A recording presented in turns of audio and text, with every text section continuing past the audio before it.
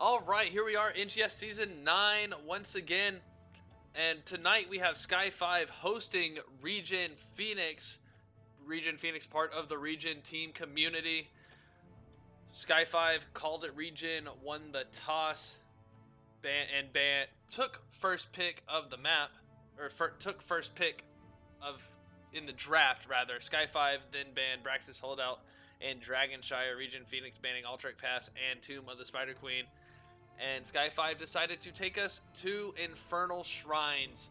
So Infernal Shrines being the first map sets up for an interesting draft. A mix of PvE and PvP going into it. Stoic, welcome to the area. How are you today? I'm excellent, Taco. Thanks for asking. Excited to be here. Looking forward to some A East action tonight. Yeah, raise your left hand. Your actual left hand? Okay. Will you turn your camera to your left a little bit? About, like, just a smidge. Turn the camera to my left. Yeah, about right there if you can get it to stay. Something can. seems off balance. Can you move it? I can move it. You're not in the middle anymore. And I forget how to adjust it. That's great. That's fantastic. Awesome. I am difficult. The Pie No, you're Maker, great. welcome to the area. So we found out in the lobby that both these teams played a warm-up game. They ended up in Storm League against each other in a 5v5. And ReGen Phoenix drafted Garrosh, Malthiel, Deckard, Raynor, and Tychus against Sky 5's Anduin, Orphea, Zarya, Muradin, and Imperius. Again, that's Malthiel and Tychus and Raynor on ReGen Phoenix. Guess who won, Stoic? I'm gonna guess Sky 5. No, not with all that percent shred coming out of ReGen Phoenix. ReGen Phoenix won the warm-up, but good thing it doesn't count, as this is the official match starting in just a moment. We have both teams in the lobby. We're in the lobby.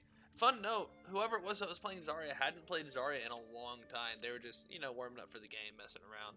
But thought it was really interesting that they matched into each other in Storm League right before playing each other for reals. That is interesting. I wonder what kind of. I wish I could have been there for comms where they realized that they were against their future opponents. Oh, shoot! Yeah. Something interesting to note here is that these two teams faced last in NGS in Season 6. They haven't played Back each then, other ReGen since. Phoenix. Yeah, back then, ReGen Phoenix was known as PFM, but most of these two teams are actually the same. The core of these two teams was the same back in Season 6. So we'll see. Last time it went in favor of Sky 5, 2-1. We'll see if ReGen Phoenix can continue their Storm League success into this match number 1 on Infernal Shrines. Definitely looking for a good game out of both teams. And we are in draft, ready to see what we're getting with that first pick. Again, I harp on the first pick being something that you absolutely have in mind, because if you don't have that particular power first pick picked, then you'll waste your opportunity.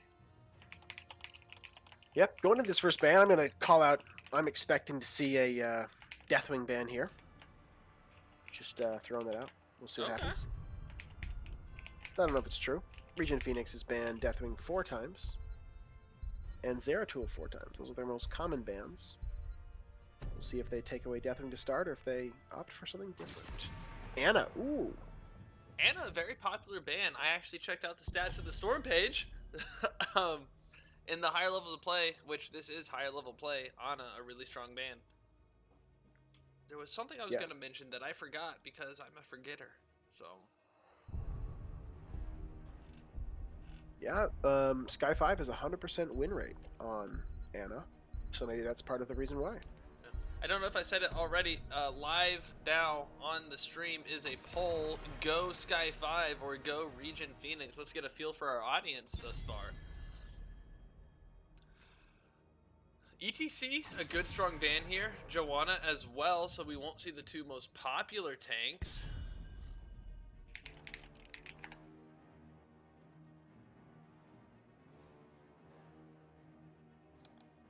Yeah, maybe a little bit of tank choking here, as interestingly enough, both tanks have a decent amount of overlap. Both Crafty Devil and Arrow. We'll see if that causes any problems. Somebody's forced off of what they'd like to play tonight. All right. Wow, There goes lots of tanks going down. Arrow's tank going to be a little bit limited here. choking. Yep. Let me get in communication with the cat. We do have a give a treat to the cat redeemed. He's not allowed to be here anymore as Deckard Cain coming out. Time to tell some stories from ReGen Phoenix. The cat has been so strong, destroying everything behind my computer, pulling my camera off of my monitor, trying to pull my mouse out of my hand. So yeah. So let me see if I can take care of that.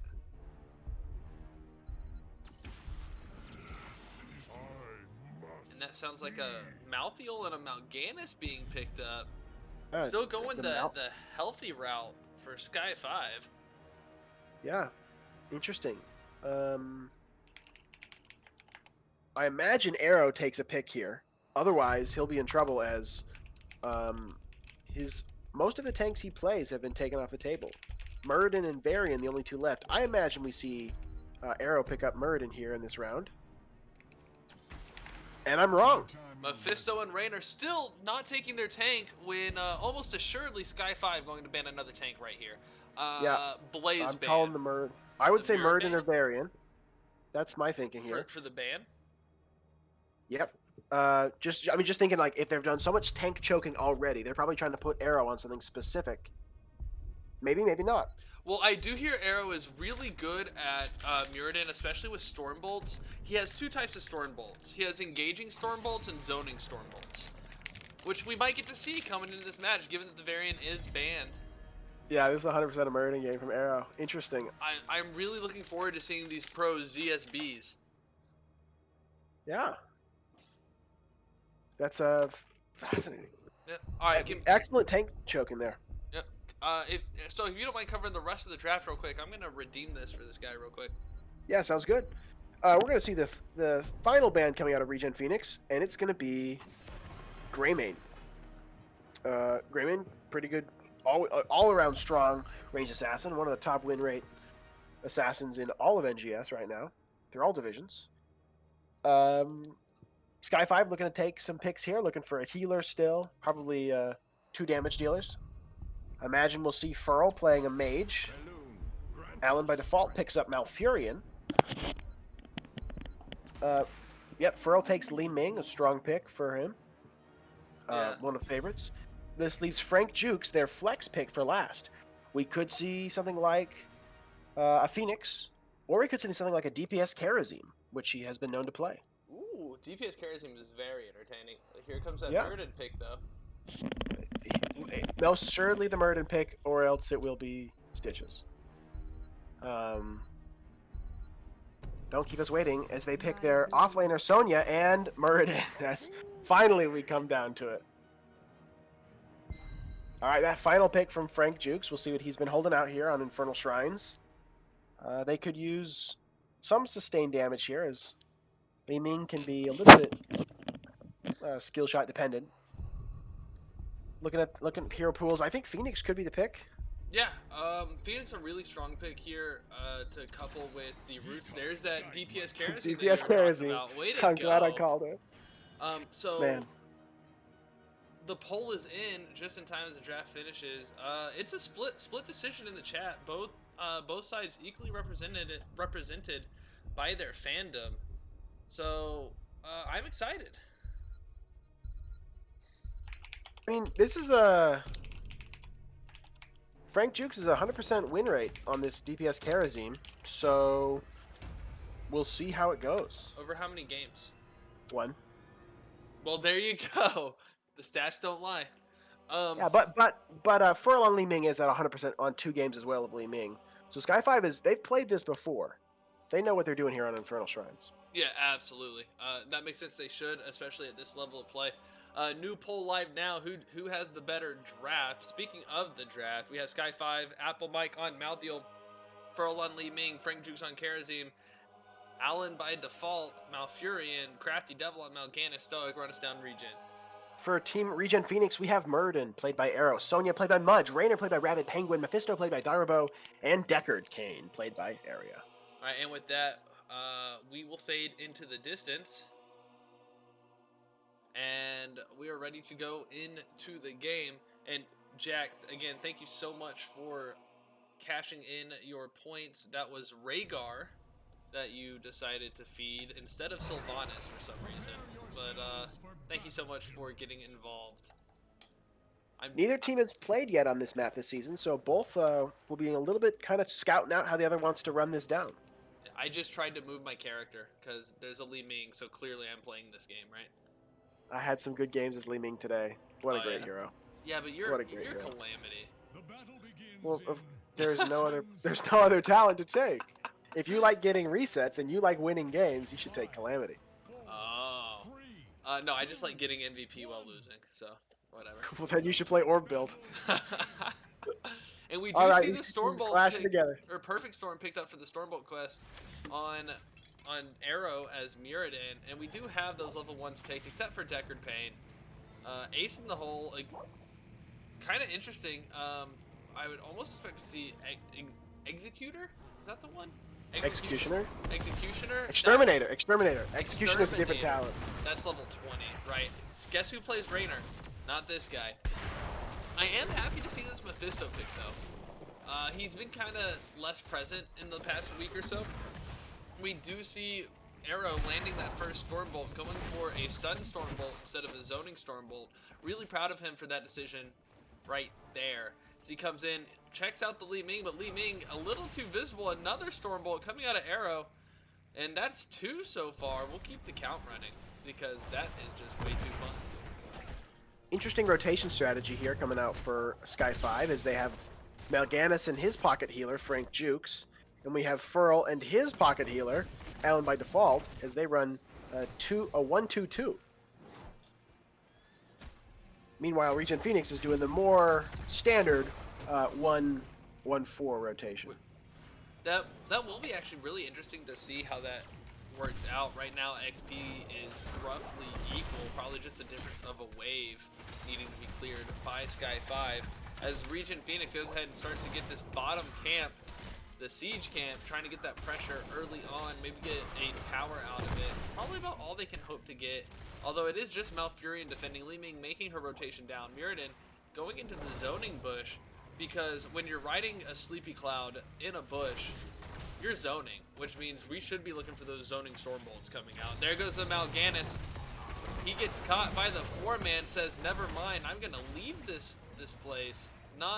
Definitely feeling the cold welcome in the bush, but ReGen Phoenix also saying, all right, they know our plan, let's back out. We'll go get this other siege camp and get a mercenary camp XP lead.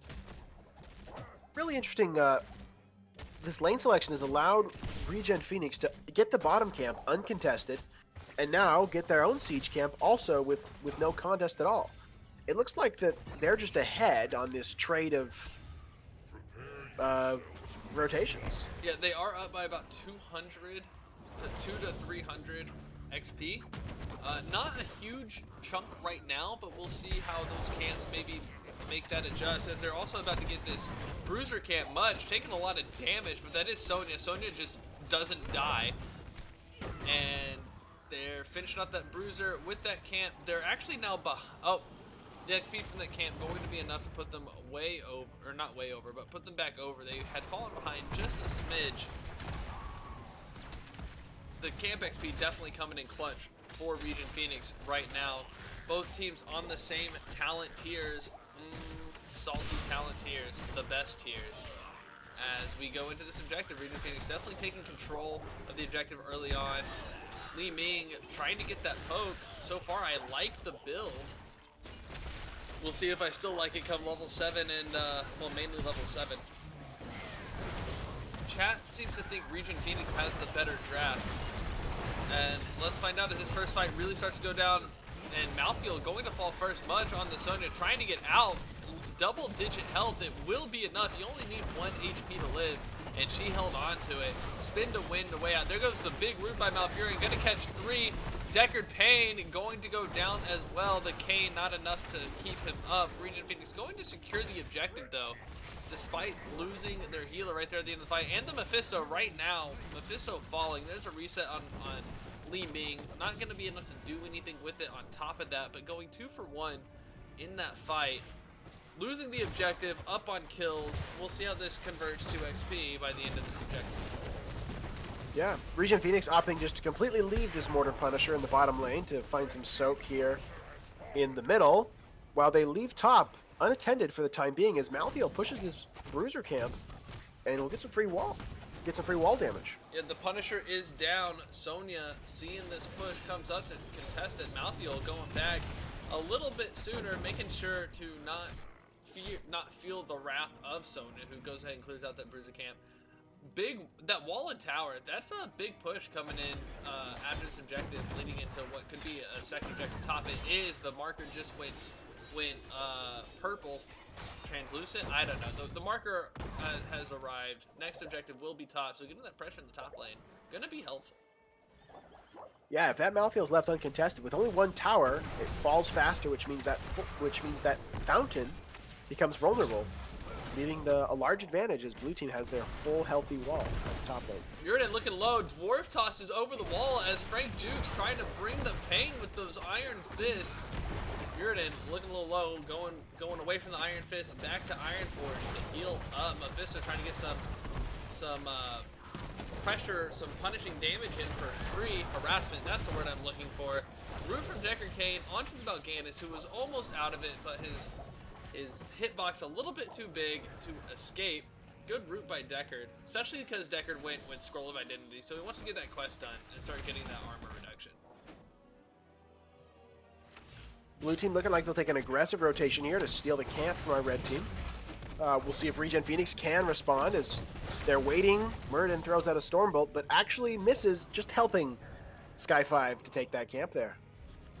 That's what we call the zoning Stormbolt, trying to make sure that Sky5 doesn't rotate to that spot, trying to make sure that that Spearman does have the appropriate social distancing away from Sky5 that it requires.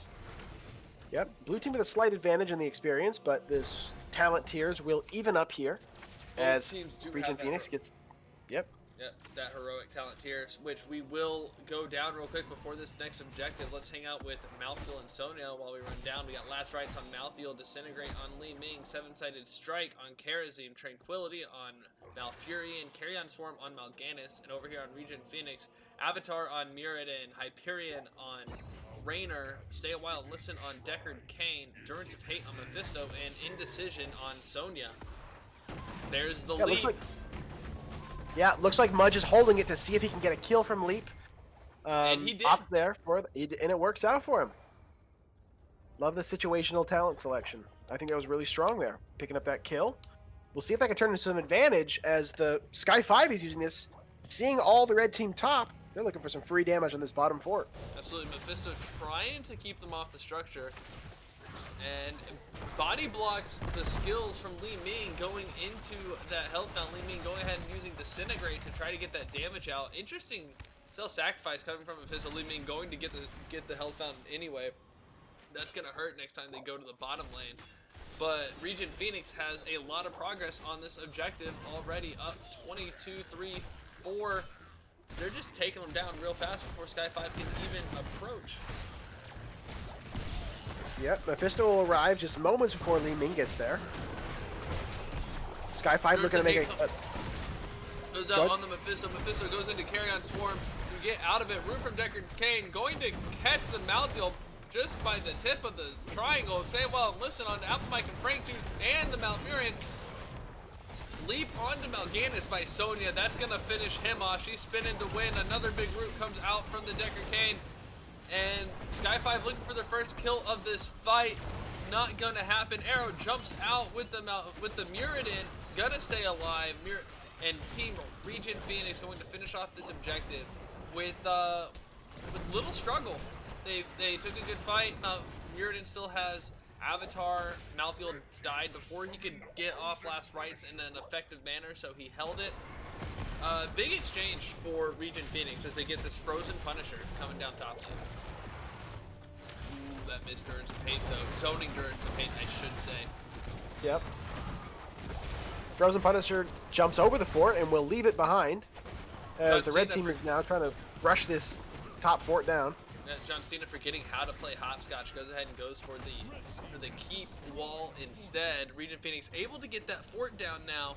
Maybe gonna get some support to John Cena, but looks like he's just gonna go down instead. There's the root from Malfurion onto Mal'Ganis. And stay a while and listen, a 4-man stay a while and listen, going to isolate the Malthael, who's able to stay alive long enough to not get picked off while his team is incapacitated. And instead, Decker Kane going to get collapsed on. Last rights out onto the Muradin in Avatar. It is enough. That is a lot of missing health for Last Rights to deal damage based off of taking out the Muradin execution style. Sky 5 has the map back and the kill count. Yeah, the chase potential from the blue team is really strong here. If an engagement doesn't go well for ReGen Phoenix, Sky 5 has the tools to follow, to chase, and to really confirm those kills. As Sky 5 steals this top bruiser camp, Mephisto will have an easy clear here, but this is going to allow them to take an aggressive position bottom, and maybe even find the siege camp again for... Nope, as they'll just clear the middle wave. And the red team will work on their own siege camp. Yep, Sky 5 coming to invade that siege camp, though, in a 5-man into potentially a 2-man. ReGen Phoenix going ahead and backing off. We see a root come out from Decker Kane, just in case, basically. He's still trying to finish that quest as well.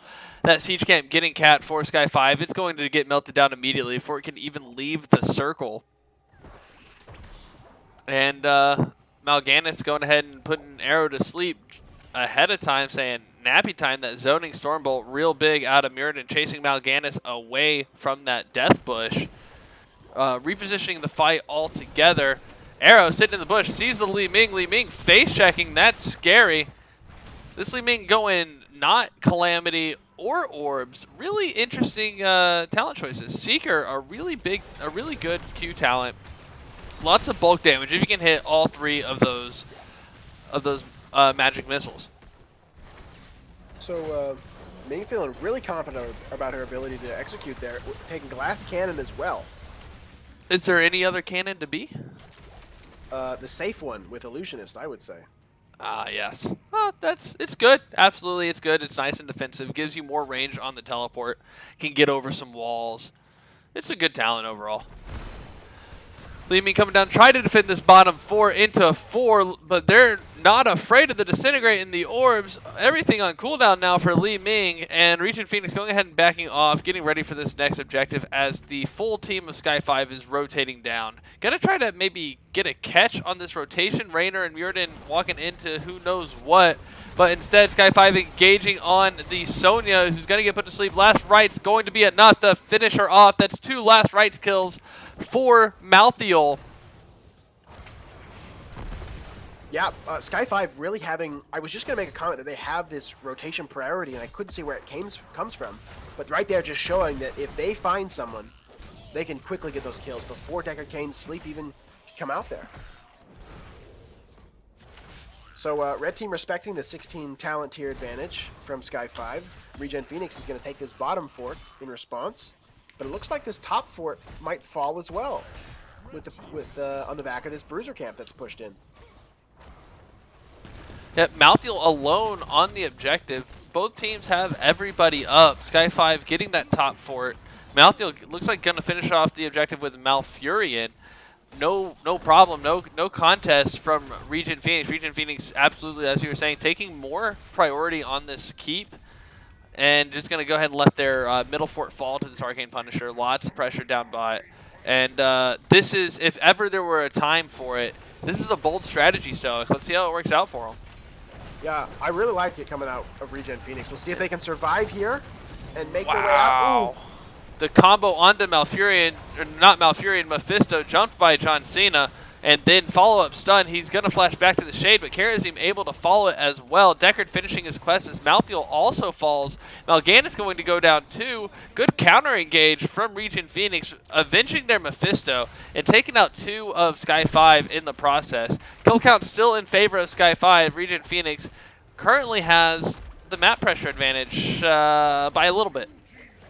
Yeah, I think that if Mephisto could have survived that there, I would have said that ReGen Phoenix has officially put themselves in a strong position to make a comeback here in this game. Right now, I'd say things have about evened up with this bottom lane looking like a pretty well pushed out. This will be something that Blue Team will have a big to respond storm bolt onto the Karazim, who is going to dash away. Yeah, but Red Team's now got some chase. Absolutely. Vision here with the wave. Murden's looking for a Stormbolt. Zoning Stormbolt separates out Sky 5 from each other, trying to isolate that Li Ming. No, not much follow-up for it, though. Yep. Another Stormbolt coming out and hit that Karazim as Karazim unleashes a volley of blows onto the Muradin, who will just jump away and take his armor and be gone. Sonya moving up to the top lane to clear. As another skirmish happening here in this bottom alley. Deckard Cain gets caught out of position. And very handily deleted there. Fisto shading in, trying to get some harass out. They want to defend this fort, but they're not going to be able to. This officially puts map pressure advantage to Sky 5 as they have all the forts down. And while ReGen Phoenix has progress on this keep down here through the wall and whatnot, they still have this fort mid to go through. So catapults overall going to provide pressure for Sky 5. They might be able to get that keep down in the bottom lane though. While Sky 5 goes to his bruiser camp up top, ReGen Phoenix looking for an opportunity. They're going to go ahead and take the enemy siege camp here, get those goat spearmen, spear goats, and maybe try to take this fort, or just let them push on their own.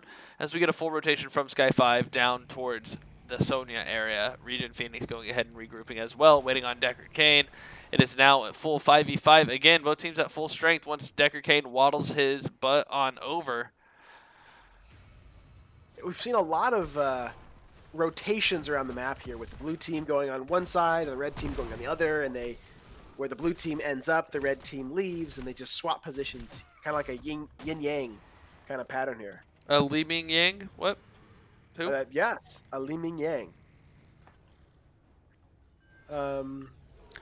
Interesting. Sky 5 going ahead and safely getting their bruiser camp as well, getting to March. Melganis way off. If ReGen Phoenix sees that the team is separated, going for a pick. Deckard Cain getting caught by the Karazim. Roots go out. They don't catch anyone except for the Durance of Hate Root catching Malthiel. Malthiel going to fall first. Deckard Cain getting caught by the Karazim. Fist of Glory going out. Fist of Fury or something. Taking out the Deckard Cain. Not quite going to get away with that. Root preventing Muradin from turning back onto Sky 5. ReGen Phoenix having no interest in hanging around.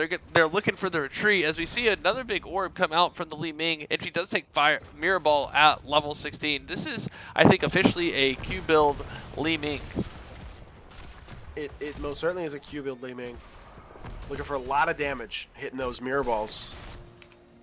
If she can hit 3 of those 5 or 5 of those 5, it's a lot of damage all at once.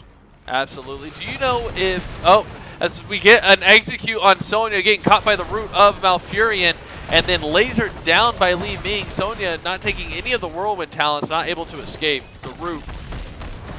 Big kill coming into this objective for Sky 5 as they now have a 5v4. Muradin, or 5v3 as Deckard's now respawning, making it a 5v4. Muradin looking like he's going to go down. Avatar going to keep him alive. Orb just... Li Ming with the 3 points, goal posting Rabid Penguin and Arrow on that orb. And Sky 5 going to take control of this objective handily. Yeah, really absurd damage coming out of Sky 5. Just absolutely good target selection, good just damage just to delete that Sonya there. And they've done a good job also focusing the Deckard Cain as Raynor falls there to an orb from Li Ming. Arrow looking like he's in a little bit of trouble as he's going to get body blocked, slapped, and he will fall. That is a big stay a while listen coming out of the Deckard Cain, followed up with the Durance of Hate. 3-man root, more of a disengaging General Malganis trying to catch up to Deckard. Deckard barely out of reach. Good job, old man. He definitely ate his Wheaties this morning instead of the bran flakes. He got up moving. Well, then that might actually be the bran flakes after all. But able to get away from the Malganis altogether. Karazim up top, working on the objective. They're trying to take a while on this objective as they have it, as they will decisively have the Punisher. They want it to be as strong as possible, so the later in the game you get it, the stronger it will be. And well, it looks, they're also taking the time to get every other camp on the map. That red team's got to make some choice. Do they respawn bottom? Do they respawn top? It's going to pull their attention. If Mephisto and Sonya would go down and clear that siege camp real quick, I think they get back to the keep before John Cena does, but they're not. So that siege camp's gonna push in. That's interesting. Yeah, we'll see if that comes back to bite him here, as a frozen Punisher sets its eyes on this top keep. Looking for a jump, he finds Arrow. Yeah, Arrow jumps back out. And Karen Swarm has to stay a while and listen hits from the Decker Kane, sleeping the Malthael, and I think also Li Ming. And Sonya leaping in onto Karazim's going spin to win on top of them. Deckard going to fall. Last rites being finished. Last rites improved at level 20 to help with that. As both teams looking kind of scattered here into this fight. Mal'Ganis on the wrong side of a Rainer bullet. Mudge also in the double digits, falls to the dot of Malthael after Malthael is already dead. Malfurion going to fall too. Li Ming, that is a mega kill for ReGen Phoenix. If you have the ReGen mega kill, put it in the chat. That is a 5 for 2 for ReGen Phoenix. ReGen Phoenix probably going to get a keep here. And no core damage was taken during all of it. They did lose that top keep, but their core is still 100%. Rainer and Mephisto now making a beeline right to the Bruiser camp here, which will have the open ability to push under this keep wall. Murden working on clearing that bottom siege camp. We'll see if he decides to join up with his team or just continue to push these catapults and waves out. As they have another 15 seconds with no blue heroes on the map.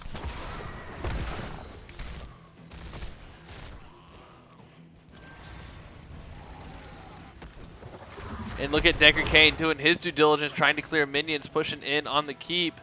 Got to get that XP, got to stay on level. Even though there are no more talent tiers available, there are still levels to have, and those levels directly translate to stats. Though I got to admit, I am now crying talent tiers at the lack of talent tiers left to be claimed. Taco says this game should be over already. What is this, 22 levels? Turns out, I don't know if you know, the game is capped at level 30. Yes.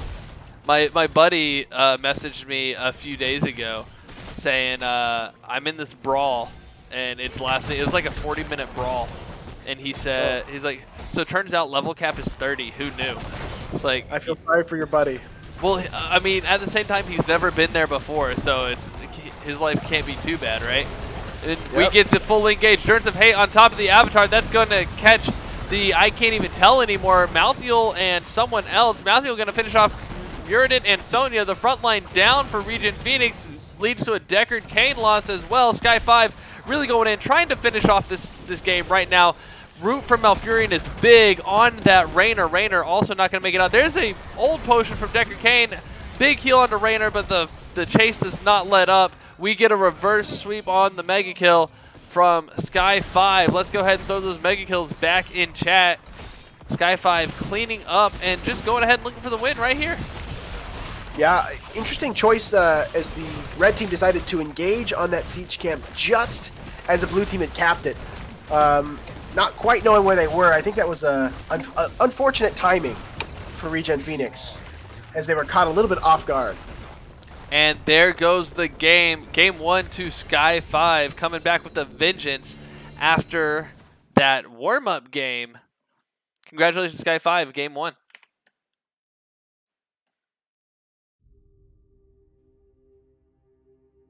Looking at his damage here, I think it's pretty impressive to see that Li Ming with an incredible amount of damage here and kills, but that Karazim in third place with almost as much damage as Mephisto. Damage Karazim is pretty ridiculous, but Li Ming absolutely popping off with over half again the damage of Mephisto. And then Karazim able to bring that up as well, in addition to Malthael being as a bruiser with that percent-based damage into Muradin and Sonya. Outstanding play by Li Ming. And although Malfurion landing a lot of those roots, toss-up between Malfurion and Li Ming for MVP of that game. Yeah, definitely. Malfurion had a lot of great CC there. Interesting story as well here that the stats page shows is Decker not having as much healing as Malfurion, and mostly because Sky 5 made a point to make sure that Deckard couldn't get the healing out there. Deckard was oftentimes the priority pick, it looked like, in those team fights. I'll show that stat page again with the healing in just a moment. Looking, and Malfurion did go Strangling Vines, reducing healing on anyone caught by them. Oh. So definitely worth noting. But then again, those potions you control when you pick them up. So maybe a little of this, a little of that. But I think the uptime on those roots doesn't account for the full discrepancy in healing there. Although Deckard capable of doing a lot of healing. Malfurion also capable of doing a lot of healing. And so I think without looking at the roots and the slows and the sleeps and all the damage prevention, I don't know that the healing numbers tell the whole story, but they do tell a good chunk of it. Absolutely. Yeah. Malthael also taking Touch of Death to reduce that healing. There was a lot of times when we saw the red team with those minus healing indicator on their health bars.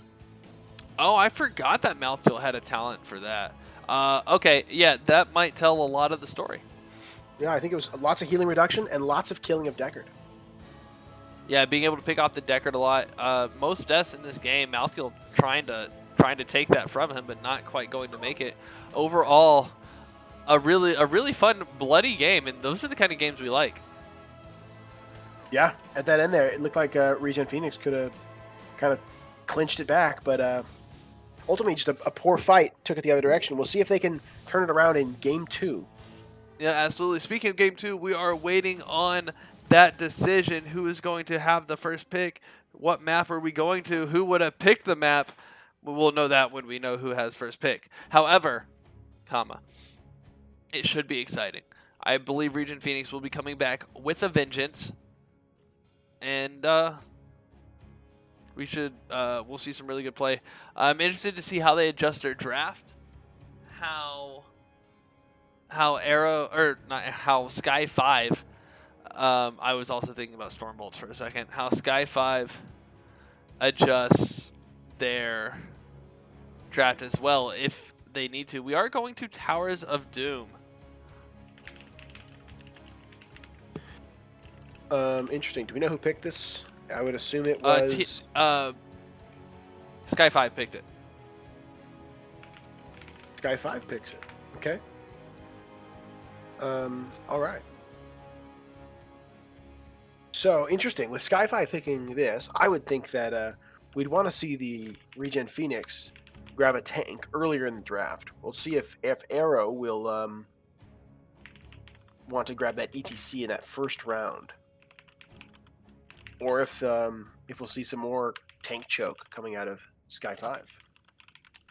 Right.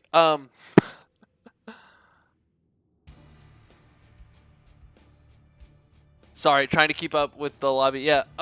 So do you think anybody in particular warrants a respect ban here? That's a good question. I think looking at the last map, I don't think there was anything that was outlandish or outstanding. I think that definitely going into this game number 2, ReGen Phoenix is going to need to think about a way that they can protect their backline. So I'd like to see Arrow pick up the Johanna or ETC. ETC is 100% win rate hero for Arrow. Yeah, and maybe the Johanna here to get some blinds if Frank Jukes tries to play that Karazim again. Now 2 for 2 on DPS Karazim as a flex pick. I mean, when you're 2 for 2 on a DPS Karazim, I'd be flexing too. Yeah, I mean, right now, if I'm Frank Jukes, I might throw out. I'm asking my team, can I do it again? Well, what is the most legitimate way to shut down a DPS Karazim other than blind? I mean, I guess it's blind. Sure, a blind. I think any kind of you just gotta lock him down like a taunt. RCC. Yeah, but he's able to also dash back to his teammates. Even if he's blinded, he can dash back to his teammates. The taunts don't last a super long amount of time. Oh, that's the wrong button. That's the right button. He's just like any other melee assassin. But is the Karazim worth building around? No, I don't think so. I think it just fit into what Sky 5 had. I think Frank Juke says, "Hey, I know how to do this. I can get a melee assassin." I meant on the other side. Is when they see the Karazim, how much do you think ReGen needs to adjust to the Karazim at all? Oh, I see.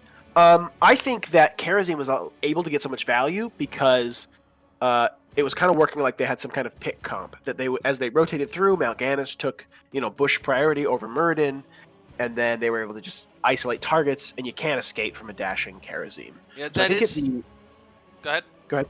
Oh, I was gonna say that ReGen Phoenix needs to think less about countering the Karazim and more about making sure that their heroes are protected as they rotate, and that if they're engaging, that they're going to have a strong way to disengage Sky 5. Okay. Yeah. It's something that now that we kind of talk about it, I notice in retrospect. That's a weird phrase. Sorry. Is that Muradin would be in a bush a lot, and they would get vision. They would see Sky 5 rotating, and then they would give the position to Sky 5. They wouldn't use their positioning. They wouldn't collapse on the one person that showed up. They would just relieve. They would relieve the watch to Sky 5 basically, and Sky 5 would then have bush control, which means they have vision control. They have area control. It just a lot of. And I would have liked to see the bush play be a little bit more aggressive out of ReGen Phoenix. Looks like we're going for heal choking now into this game, as Deckard and Ana are banned, and also the Prog Rock out of ETC gets banned. We'll count ETC as an off healer for those purposes. ETC a big ban again. I wonder if we'll see the Joanna as well. The Garrosh. Oh no! ETC being Arrow's best tank. We'll see if he picks a tank here in the first round. I'd like to see it. Oh, but Zool gets through. Mudge, the offlaner, says Zool is a perfect pick here for this deathy Towers of Doom map. Let's see what blue team chooses to respond to the offlaning Zool, or it could be a 4-man Zool. We'll see if they have a counter pick in mind, or if they're gonna what they've got in store. Zool's Root is a good shutdown to Karazim. Oh yeah. Then you just back off a little bit, yeah. Can't dash if you're rooted and surrounded by little dead dudes. We got Johanna and Li Ming coming back from Sky 5. Furrow played a great arcane missile Li Ming. We'll see if that's the play again on this Towers of Doom. Rhaegar and Greymane picked up for ReGen Phoenix. Both of the dog boys. We do have the. I don't know. What do you think? Puppy Patrol or Paw Patrol? Paw Patrol. Okay. I just don't know if we're dealing with trademarks too much here, but definitely looking at the Paw Patrol over here on ReGen Phoenix. I don't think we're using any symbols, so who cares, right? Not officially making any money here. Yeah, it's America. We can say whatever we want. Come Right. on, freedom of speech. Absolutely. Freedom of speech until it infringes on somebody else's freedom to copyright every damn thing they say. Wasn't there some celebrity that tried to copyright a phrase? I think that happens a lot. I don't know which you're referring to, though. But yes, Right. I can unequivocally say yes. A celebrity did try to copyright a phrase. Varian Band, which looks like, again, Arrow will be playing Muradin, excuse me. Unless he's going to pull out something he hasn't played yet in NGS this season. Malthael Band. Malthael was doing quite a lot of work in Game 1 with quite a few kills and tons of that finishing power. The flex player Frank Jukes playing Falstad, going to provide some great global pressure and utility. Which is really important here on Towers of Doom, as the fights will be pretty spread out. So if you can grab someone and then rotate, or if you can grab an altar and then rotate, really, really big opportunity for your team to turn a fight. Yep. Also, Gust has lots of Gust and Wind Tunnel, lots of value here, as there's lots of corners to find, and they could follow up with that with the Blessed Shield, with the Li Ming damage, with the Sonya damage. I could see some combos coming in from Sky 5. Waiting on our tank pick here from Arrow. Ooh, Diablo! A tank he has yet to play, but with quite a lot of power here. Yeah, I wonder, and the Q will always hit unless it doesn't. Yes, the shadow charge always hits unless it doesn't. Right, which there are very few times that it doesn't, but you can't miss it. You can only be stopped. Yeah. And looking to see a healer coming out of Allen by default. Are we going to see the Malfurion again? I'm excited for this Bloodlust. No, it is Boostio coming out. And while we're getting through this swap phase, let's just run down some interesting, relevant things. Taylor Swift has tried to trademark her 3 cats' names and some of her lyrics in general. Kylie Jenner tried to trademark Rise and Shine. That's what I was trying to think of, was Rise and Shine, after singing it to her daughter. Goodness gracious. Yeah, I mean, I think those two just kind of sum it up right there. So everything is at least attempted to be copyrighted. Yeah. You know what? That's pretty ridiculous. I'm not gonna say it. Well, we use bonkers instead of swear words. Yeah, that's pretty bonkers. What's also bonkers is the ability for ReGen Phoenix to take a target and absolutely destroy them. They got a Zul root to combo off of. They got Diablo's strong CC on his kit, followed up with a Greymane Lunara damage with a Rhaegar for those puppy bites. Right, and they're coming looking in, to kill somebody. yeah, really scary draft. And coming in on Sky 5 is Sonya, Li Ming, Falstad, Lucio, and Joanna. Mainly going to be trying to disrupt that, I suppose. But once again, I leave it up to you guys. Let's see who has the better draft.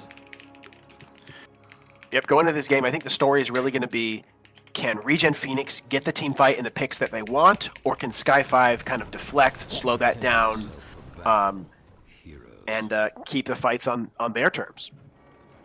Both teams have the tools to make exciting things happen in these fights. We'll see which one can execute and take game number 2 on Towers of Doom. Absolutely. And here we get the classic from Arrow, have a fiesta, good lattes. The battle begins in and 10 more seconds. ginger licorice and happy, 3. what is that? Friday. That's an F. Okay. Let the battle begin. Lots of well wishes from both teams, at seemingly random intervals, but I'm excited to see it. Good sportsmanship. Diablo trying to establish position into. Hang on, wait. Mudge is on Diablo. Yeah, that's definitely a flip. Wait, what? An arrow on the Zul. Hang on, I am super confused now. Yeah, we did not notice that swap phase. No, because we didn't say who was playing which characters. We just You're right. listed them off. But they did try to establish an early death bush, but they got scouted out. But Lunara catching up to Joanna. Joanna going unstoppable, not going to get slowed down.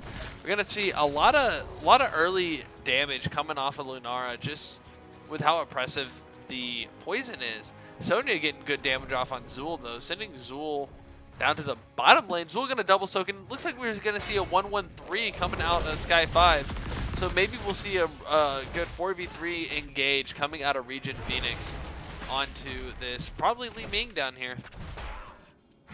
Yeah, it looks like Mudge definitely looking for this rotation control as he looks to establish this bush control and find these picks.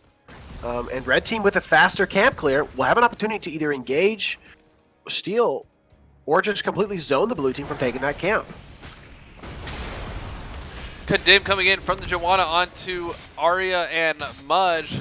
Lunara trying to put some harass onto the siege camp, but it's going to be a 4-man siege camp for Sky 5. Sky 5 looks like they're going to get handled, but ReGen Phoenix comes in, gets the invade.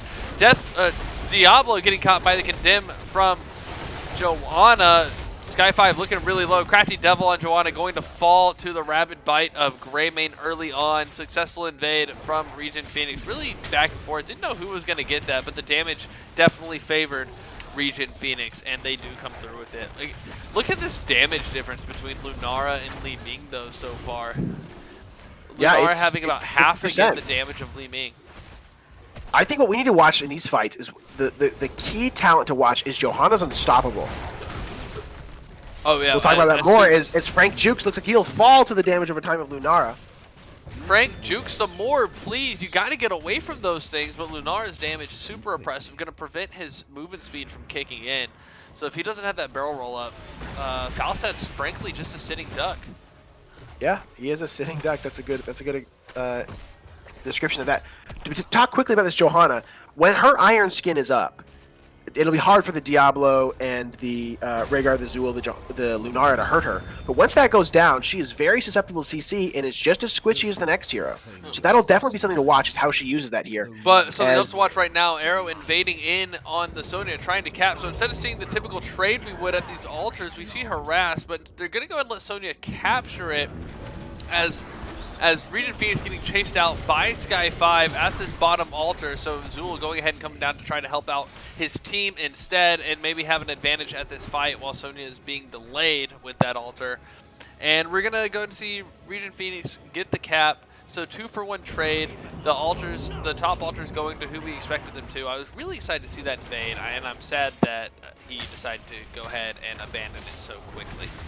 I think the was less of an invade and more of like a check. Like, can I push this? Can I push my limits here? But recognizing that the real fight was in the bottom, where they did find that kill on Falstad. Okay, that's fair. A respect check. Yeah, I think it was just to make sure that you are here, not trying to do anything sneaky. Frank Jukes bringing in the moves this time, gets slipped by the Diablo and immediately dashes out to safety. And I think you're right. I would be curious to see if Lunara is the one that pops the iron skin most frequently. Because if she can, here comes a Dim on the 4-man, getting them away from Lucio. Big peel coming out of Joanna, and then the blind to follow up. Was it Lucio or Li Ming getting caught out? Li Ming getting caught. And charge from Diablo onto Falstad. I missed something that you wanted to see. Lunara almost giving Li Ming a reset, though. That was exactly what that was. That would have been a huge reset because it looked like that they could have maybe pushed this around.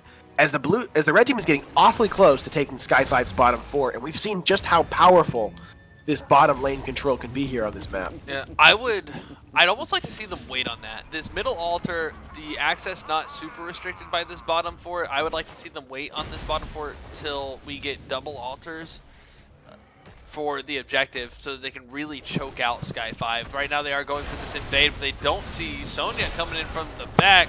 Applemight getting rooted by the Zool. Both teams, neither team having heroics yet. Greymane going in on the Li Ming. Rhaegar trying to keep his team up. Diablo too far away to have the heal chained to him. Falstad finishing off that kill. Sky 5 going to get their siege camp this time. They also chase down the Zool as Boostio finishes his level 1 party mix quest. That's going to extend the range of his heals and his move speed boost. Going to be very, very crucial as we move into these rotations. Sky 5 finishing off that altar. So what I was saying that I would like to see, or I think we're going to see, is if Lunara can keep the harass on Joanna, and this is if they worry about the Joanna more than anybody else. There's the flip from Diablo baiting out the iron skin. Joanna now just a target. About 20 seconds on iron skin, I believe, is when Lunara puts down the damage, she can activate that slow and extend the duration of that damage and either continually whittle down Joanna or force her to use iron skin to get away safely. And then we can see the hard engage on the tank. Yep. Both teams now have their heroic abilities. They do. Did that make sense over the course of 3 minutes? Oh yeah, it totally did. I think you described it very well. I think that's what Lunar will be looking for. Whoa! So Diablo flipping Falstad, who escaped over the wall back, still within hitbox range, pulls him back outside the base, giving the old Scorpion get over here, and Falstad not able to get away following. He's going to go down. Objectives aren't up, so that death won't be too punishing. ReGen Phoenix, though, really making effective use of, or really getting effective kills. I think you're right. So as these objectives are spawning heroics, we have Leap, Disintegrate, Mighty Gust, Sound Barrier, and Blessed Shield going up against Skeletal Mages, Leaping Strikes, Go for the Throat, Lightning Breath, and most likely Bloodlust. Oh, please be Bloodlust is all I can say. What a scary team fight that would be if this is a Bloodlust. He might be waiting to hold it, though, to see if there's an opportunity where he needs Ancestral. There's the Blessed Shield. And ReGen Phoenix going to counter it fairly well. They don't take too much damage, not a whole lot of follow-up. Valstad looking for an opportunity to force an engage into his fort. There's the cap from Zool. Arrow getting the objective and coming in to help out his team. Looks like ReGen Phoenix says, we got the altar. There's nothing to fight over here now. So we're going to head on out. Rio Kai, thank you for the follow. Welcome to the channel. Rio Kai, wow. Rio Kai, I've watched his videos. I watch all of his videos so much. Riokaii? Yeah, no, that's Rio Kai. Oh my that Rio goodness. Kai. One of my favorite content creators. Well, thank you for coming to hang out. I really appreciate it. Welcome to NGS. Does he play? Do you play? Yes. Yes, he plays. Oh, well, there we go. That makes a lot of sense. What team does Rio Kai play on? Not one of these teams. No, not one of these teams. Oh, Diablo getting caught by the Blessed Shield, and the Li Ming with the Disintegrate. Ancestral Heal on the Diablo, going to keep him up. Let's see. Ancestral Healing does keep Diablo alive at that point, but Bloodlust would have been nice to see for the turnaround. Absolutely. Falstad flying up to counter the Zool push in the top lane. Yep, Sonya getting some free clear in the middle lane, as we just saw, as I messed with my buttons. And ReGen Phoenix trying to push in on this fort again. This is the time they want to take it. The two bottom altars spawning. This is when you want this fort right now. Condemn going out, and then the Iron Skin to get away. Skeletal Mage is up. Greymane jumping in. Diablo diving deep, trying to catch Li Ming. There's a lightning breath. Fiery lightning breath going. Greymane finishing off the Li Ming in the slow of the lightning breath, blinded by the light of Joanna, but they did get the fort. That was the objective number one. Li Ming going down. This is a 5v4 going into these two altars. This altar for free for Arrow, and no contest in this middle altar either, as there is a team size discrepancy. Perfect timing on this fort, exactly what we wanted to see. ReGen Phoenix really coming back into this game, and Sky 5 trying to come back as well. They are down by 14 points. Trying to get this boss will cut that to 10, as it is worth 4 more points. Good counterplay by Sky 5. They knew they couldn't contest the altars because they were down the Li Ming. And grabbing that boss, a great play. Mudge diving in on the Li Ming. Down into the death line, flipping her back. Lucio coming to the rescue. And the follow-up a little slow on ReGen Phoenix. Diablo finishing his souls, I believe, yet again. Yes. Yes. This is at least his second time completing his souls. He's only died once, so I will wager. Second time soul completion. Second time, yes. That is correct. Sappers will fall here in this bottom lane. No extra core shots going out for ReGen Phoenix. Sky 5 looking to see if they can take this bottom fort back. Oh, big Blessed Shield from Johanna. Diablo with the Fire Breath, but Lunara will fall. The unstoppable from Diablo Rhaegar, now a little bit. not enough to get her out. Li Ming getting the finish and the reset. There goes the Disintegrate. Mudge looking bad. Flips the Valstad. Valstad falls to the tower on the last shot that would hit him. And then the altar goes to Sky 5. Good counter engage from ReGen Phoenix after Lunara dying. Diablo also dying, but makes good use of it. His souls are reset, which is unfortunate coming into a triple objective. Sky 5 doing a good job getting their altar back coming into this as well. So much investment, though, in that bottom lane allows Zool to take the top altar, or the top tower, excuse me. So any of these that go in the favor of ReGen Phoenix will be 5 shots as Sonya is flipped and rooted, and Go for the Throat lands, and she will eventually fall to the Greymane swipes. And Joanna did get the bottom altar after getting that bottom fourth, and that's a successful altar take from ReGen Phoenix, so they do get 10 out of the possible 15. Sky 5 sending 3 back to ReGen Phoenix. Yeah, it looks like this camp will be a free take as Falstad works in the top, and Lucio and Li Ming are clearing middle. All right, so really important now, Stoic. This is Towers of Doom, also known as Tacos of Doom, also known as the map built for comebacks. Nothing is decided on this map until the core hits 0. What does Sky 5 do? Sky 5's done the first thing right. It's getting that top tower back. Now they have the really difficult decision of, can they get this bottom altar back before the next tower phase spawns? And I think they will be able to. They should be able to, unless yeah, Region but Phoenix fights for it. this is the most difficult part of this map, is the resource allocation. How much do you spend to regain bottom, and how much do you spend to not lose map control elsewhere? Looks like they're going to go with the opportunity to use the global Falstad pressure, while the rest of these four rotate for a possible invade. Zul's going to cap it just in time. Falstad flying around. There goes the Skeletal Maiden. Falstad going to fly out. Apple Mike cornering arrow on the Zul, but Apple Mike losing all the health. Sonya not able to keep up the lifesteal with that spin to win. Lunara looking low, leaping strike twice into danger and then back out over the wall, trying to get that poison damage out. Li Ming looking low, gonna have to harass from the edges. No health to speak of as Joanna goes Iron Skin just in time. No health on her either. Li Ming finishing off the Diablo and then getting picked off herself by Greymane. Getting that go for the throat, what's it called? Proc? This could be lethal. Yeah, reproc. This could be lethal. Yes, that is a capture on Zul, on the altar for Zul. That's game right there. Lunara following it up. A really interesting fight. Went sour for Sky 5 at that camp, and then they were able to kind of turn it back, but they couldn't regroup into that reset. That's the word. I'm thinking proc. Reset is the word. Yeah. They're not able to regroup into that top set of objectives in time, and Region Phoenix just taking it. But Stoic, do you know what that means? We're going to game 3, baby. We're going to game 3.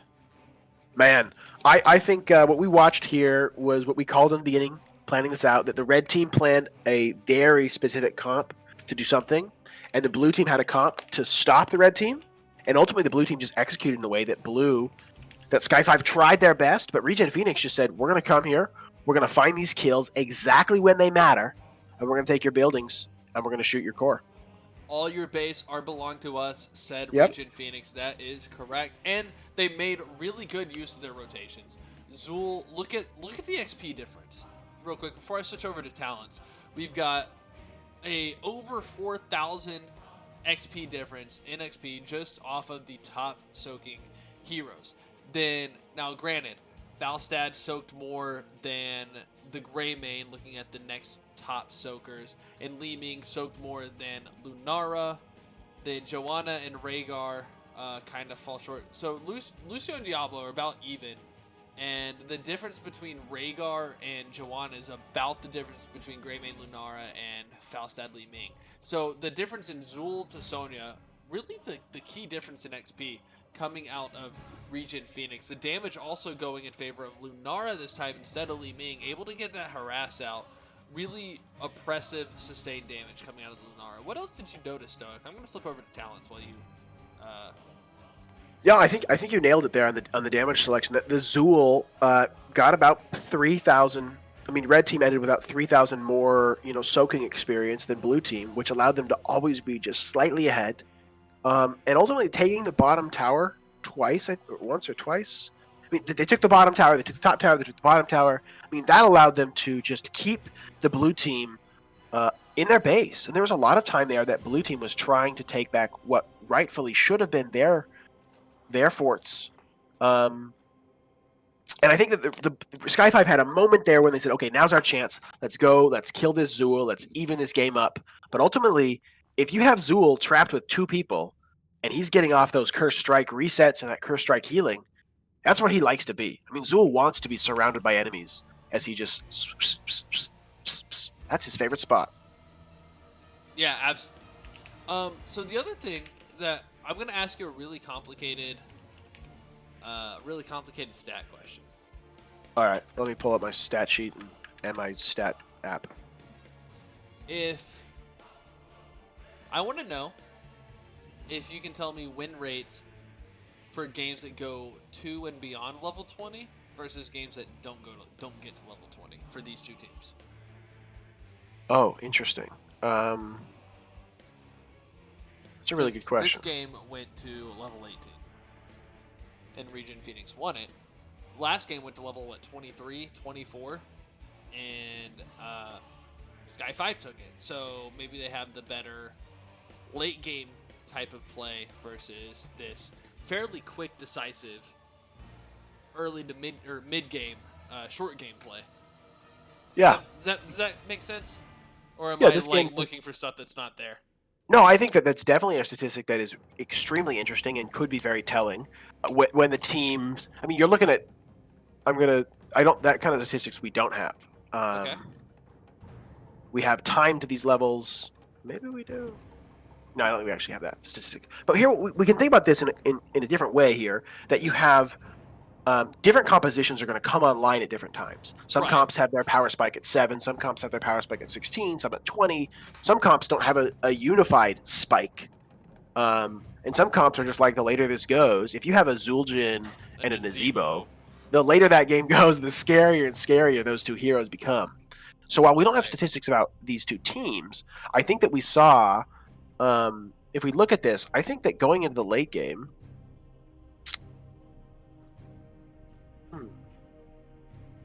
While you look at that, we do don't have know. a map pick coming out of ReGen Phoenix. It is Cursed Hollow. So Sky 5 opting for first pick. man, you asked me a really good question. I wish I had the time and the resources and let me see the if I brain to answer. I'm sorry. I love good. your statistics, and I'm as much as Where's I poop, Ryokai? This is the kind of question you got to ask Ryokai. I as bet much he as knows. I poop on your statistics, I love your statistics. They're just really fun to poop on sometimes. But if you looking at those heroes, do you see a trend in heroes picked by the two different teams that would suggest where those power spikes lie? Oh, I would have to Maybe go. if we could find that information a little bit around the back road. Maybe. Okay. And that's the kind of statistics that maybe if this was a playoff game, I'd have a little more. But No, that's all right. I I'm didn't do just that much research. I'm It's good. just- I love that question though. Oh, good. Be ready for more, bud. I mean, that's really interesting analysis that I would. It's going to keep me up tonight. My wife's going to want me to go to bed, and I'm just going to want to be sitting here doing research on Heroes of the Storm levels. Oh, are you playing HOTS? No, I'm not playing HOTS. I'm analyzing it. I'm not even playing anymore. I'm not honey. playing the game. I'm just reading. I'm reading about people who do play HOTS. It's like, that's one of Okay. the interesting things about like when we look at like the Twitch community, streaming in general. Something that seems to be a struggle for people who don't watch streams yet to kind of get. It's like, why do you want to watch someone play a game when you could play it yourself? It's like, because and it's like, why do you learn a skill? Why do you take the time to take a class? You're watching people that are better at the game than you are, so that maybe we can learn something, try to get better, or maybe you just don't have the energy to invest in it, and you still just want to see gameplay. And speaking of, no, I'm not even playing, I'm just watching it, right? So definitely not useful content right there, but I wanted to point it out anyway. What were you gonna say? No, I'm just thinking. We have statistics about the number of times that they reach, the number of games they reach level 10, the number of games they reach level 20, their average time to level 20, their average time to level 10. But I think with some more analysis that we could maybe figure out, try and look for some kind of trend or statistic. Well, Not sure if we could find anything. in your next not so secret meeting with Bourne or someone, maybe you can ask about getting that stat put on there. Yeah, I could. Yeah, interesting. That'd probably be pretty complicated to calculate, though, right? Probably. All right, we are going to Cursed Hollow. It might be. It might not be. Wait, so your question is percentage of games won? Pre and post level 20. Oh yeah, okay. I don't I think mean- that'd be too hard to calculate. No, it's not. That information is there. It's just a matter of Sorting through it. yeah. I mean, just parsing it. Just Did I use just parse calculate it. correctly? I believe parsing is the right word there. sure. You just parsing that. The data's there. It's just a matter of calculating the actual number. All right, so we are now excitedly coming into Game 3, Sky 5 versus ReGen Phoenix here on Cursed Hollow. ETC just not going to make a showing this match. Sky 5 really not liking the tank options coming out of Mudge and Arrow. Yeah. Oof. And I mean, probably going to try to choke out tanks again. Do you think ReGen Phoenix will opt for an early tank pick this time instead, seeing as how they're just getting banned and banned and banned? Yeah, I'm not sure. I mean, what they did last time really, really worked. I don't think it's going to work nearly as well here in a large map like Cursed Hollow. But I mean, I want to see them try. They have first pick. Oh, they have second pick. If Sky 5 doesn't pick up Johanna, I'd love to see them take Johanna here. Man. Interesting mouthfeel ban. Yeah, I mean Johanna, really good tank. I like seeing her. Really good overall presence to have. Jacking my racks up in the Twitch channel saying Magic Excel things, talking about our statistics conversation. So. Yeah, interesting for those at home. We got some amazing content creators and personalities here at NGS who've actually created some amazing, better than Excel, stat tracking applications. So, Stats of the Storm is our secret weapon behind the scenes. Thanks, Val. Garage ban again. So Sky 5 looking like they're committed to this tank choke here. Arrow probably frustrated. I know I would be. Maybe he's a little bit flattered that they're going to continue to make sure that he doesn't get to play the heroes he would look to play. Sky 5 looking for their first pick. Deckard Cain being banned again. I know there are a couple people that I play with out of specifically out of the NGS community. Just through talking and playing together, and I'm looking forward to playing with more people in the NGS community as we go along. But someone that I do Storm League with has talked about how he gets his characters banned all the time. Has pretty much, I think in the 5 games he's played, there have been 12 bans against his roster specifically. That is a bummer. Yeah, or not 5, or 5 matches, 3. No, what is it? I could find it, but it's something like maybe it's 6 maps and 12 bans. Might be what it is. and is not flattered by it, but very frustrated. We do see the Diablo coming out. I'm curious to see if Arrow's going to play in this time, or if he's going back to Mudge. And the Li Ming snipe pick coming from Daribo, Greymane going to Frank Jukes. So a swap of damage dealers this game. Yeah, Furl played Li Ming twice, but no more. Interesting, Johanna picked up again for Crafty Devil. Seeing a couple of, definitely the damage dealer swap. Leading Diablo. We'll see what else that the red team can pull out here to follow up on that Diablo. Monkus Beaver concerned that Arrow might get Johanna for free. Turns out getting Diablo for free, leaving the Johanna still open. Johanna a really powered pick though. Curious to let her go like that. Yeah, they must be. My thinking here is that ReGen Phoenix is saying in comms, Diablo worked. We can team fight this team to death. Let's do it again. Maybe they just take this. If Zool's not banned here, maybe they just take Zool again. I'd be with as big as this map is, I'd be interested to see a Falstad or even an Abathur. Abathur is we see Abathur get banned a lot in the heroic rank. And that's true. He's oppressive, and if you put Abba in the side lane, even just body soaking and you hack Greymane, that's a scary team fight. Absolutely scary team fight. And then even Ana nanoing a Greymane because he's got the swipe. Mainly the swipe. He can proc his W as well if he needs to, giving that some more uptime if he has a little bit of downtime in between attacking. So I'd be interested to see the dynamic, although I'm curious to see who Furl plays, and it's probably the Ana target. We see Sylvanas and Lucio coming out for ReGen Phoenix. Sylvanas, really popular hero. Haven't seen her banned or picked yet during this match, though, so she's making a showing. Always love to see her. She is who my dog is named after, so definitely probably my favorite character in the game. Definitely my favorite character in the Warcraft universe, for sure. There we go. All right. The global hero Dahaka comes in the draft. Absolutely. And the TLV!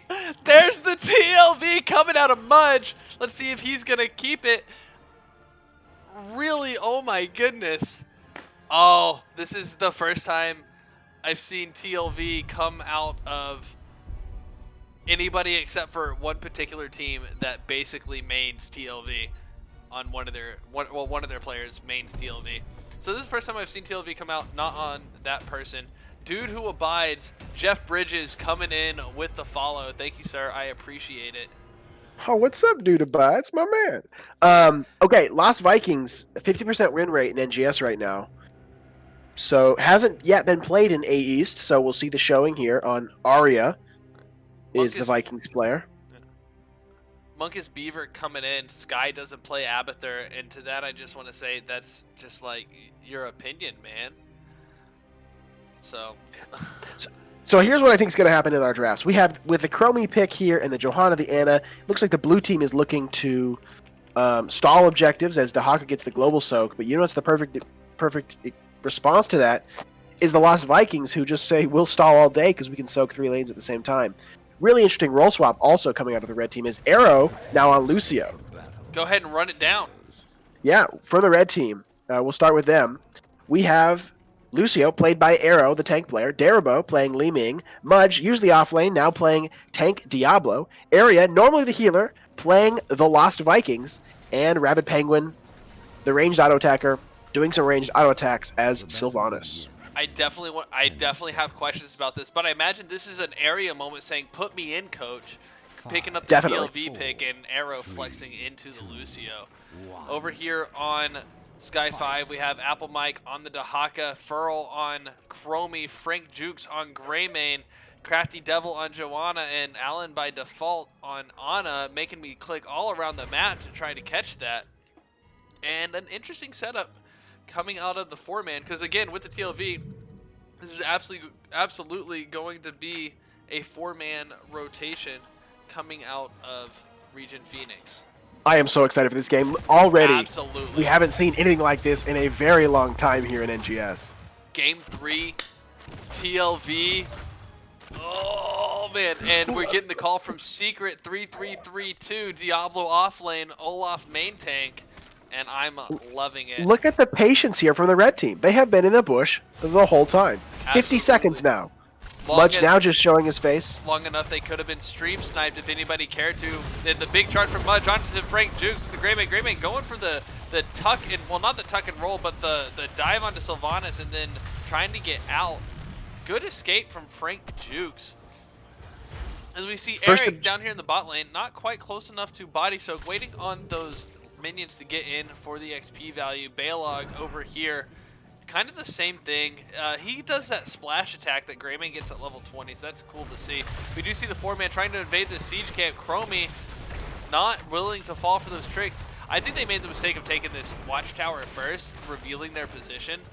And I think it was intentional. They want to make sure they didn't get rotated on, but the blue team in response lets them have it and says, well, we'll just take yours. Yep. And here's Olaf in the top lane, shield bashing, belly bumping, and this is the pajama TLV, so we're definitely seeing some interesting, overall, just going to go a super cute gameplay coming out of the TLV. Yeah, ReGen Phoenix looking for a fight here on Sky 5. They will have the advantage with the numbers advantage. They're not going to quite be able to get to the Johanna. But Rabid Penguins found a Frank Jukes who will also escape to the safety of his fort. Scary threat, but this siege camp has not been responded to by Area.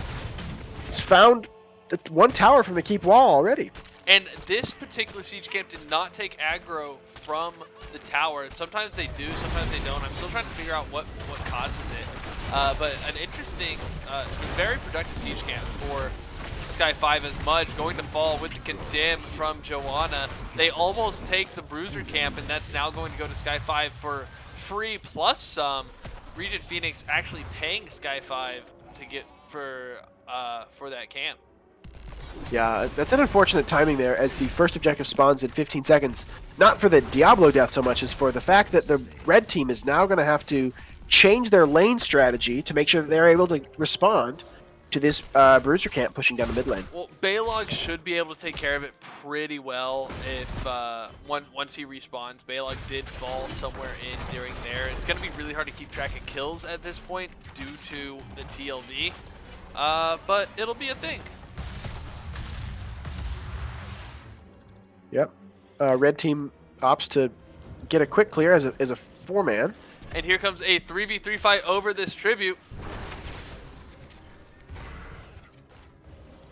Definitely lots of commentary on the comp and the calls. Mudge coming in with a stun on Crafty Devil into the wall. Gonna have to disengage though. This is a 5v4.5 as Olaf, oblivious to the fight up here, keeps showing what up to the minions. And the 5-man pushes out Phoenix, or ReGen Phoenix rather. And looks like Apple Mike is going to get this first tribute. Never mind the haunting wave from Sylvanas. Going to get the interrupt just in time. and we have a re-engage over the Tribute. TLV not with a lot of XP, however, the kill exchange and mercenary exchange in favor of Sky 5 gives them the XP advantage. TLV is catching up though, and they should probably get to level 10s first. Still going hard over this camp. They're down a person at the same talent level. Probably want to back off. Mudge about to fall as well. There goes Mudge. There goes Sylvanas. As Frank jukes, also juking his way out. Li Ming falls there at the end of the fight. Olaf coming in to save the day. Lucio looking for an opportunity, but Furl's going to go ahead and get the cap on the Tribute. And a lot of bloodshed over that one Tribute. Yeah, that's tough position here. Li Ming was so close. If she'd got a single kill and a reset to proc that dominance, I think that we could have seen that team fight swing the other way. Absolutely. But as pointed out in chat, the longer that fight goes without losing too much, then the better it is for ReGen overall, because they're getting that soak advantage over Sky 5. But keeping in mind that that's all 3 Vikings in lanes, so that's a 5v4 for the duration of the fight. So as long as they don't have that advantage, that experience advantage, they do not want to be in that fight because they're fighting 5v4. Yeah, interesting here is ReGen Phoenix goes for this bruiser camp, but Sky 5 opts to take a boss instead. So that'll be a lot of pressure going to this bottom lane for, I don't know, Slingshot Viking to deal with. Looks like ReGen Phoenix taking their own boss. Eric, for clarification, Arrow going to go ahead and capture that Tribute.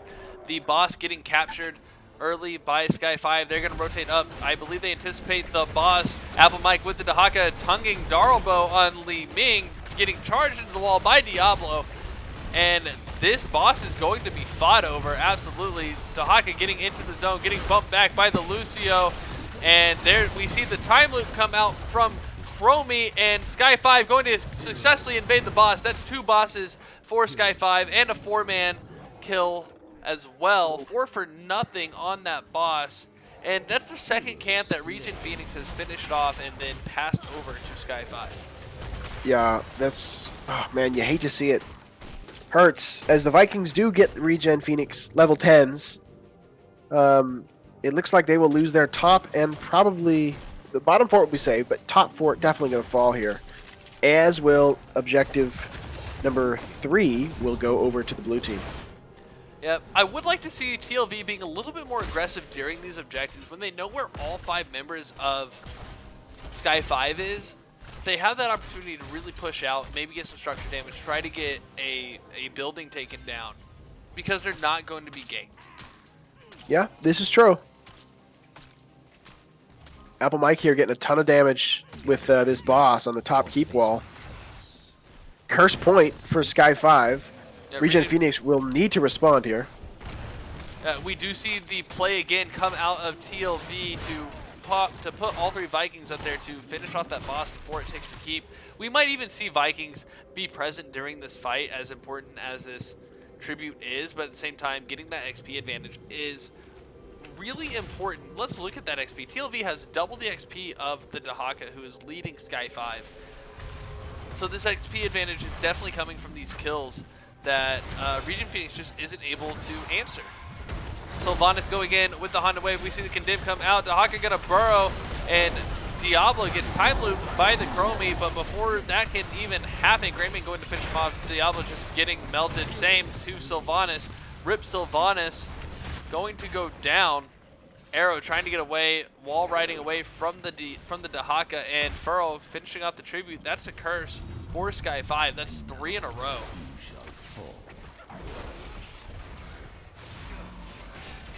Yeah, as Johanna and Dahaka are looking for Darabo, the safety of that fort no longer applicable as the curse has shut it down. 4 men, the whole 5 man, excuse me, middle lane here, looking to see if they can get some damage on this mid keep.